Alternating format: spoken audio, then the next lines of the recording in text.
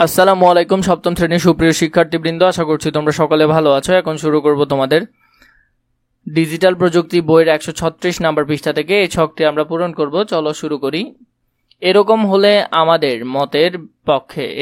আমাদের মতের পক্ষে নিজেদের যুক্তি তুলে ধরব, কিন্তু কখনোই একে অন্যকে ব্যক্তিগত আক্রমণ করব না। নিজের মতামতকে ঠিক প্রমাণ করার জন্য আমরা যখন অন্যকে হেয় করে বা আক্রমণ করে কথা বলি, তখন এটিকে বলে বিদ্বেষ ছড়ানো। আমাদের দৈনন্দিন জীবনে এটি অনেকে করে থাকে, আবার ইন্টারনেট ব্যবহার করেও এটি অনেকে করে থাকেন।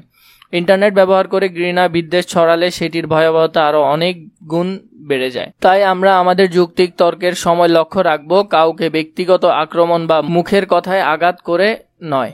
যুক্তি দিয়ে এবং তথ্য দিয়ে আমরা আমাদের মতামত প্রতিষ্ঠা করব বা সত্য প্রমাণ করার চেষ্টা করব। যুক্তির খেলায় আমি হাত তুলে শিক্ষকের বলা পরিবর্তনগুলো সম্পর্কে যে যুক্তি দিয়েছি। প্রথমে যুক্তিগুলো দেখো।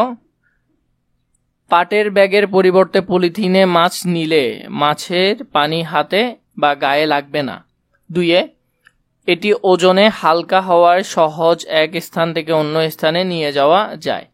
3, এটির মাধ্যমে তরল জাতীয় পদার্থ সংরক্ষণ করে এক স্থান হতে অন্য স্থানে খুব সহজে নেওয়া যায়।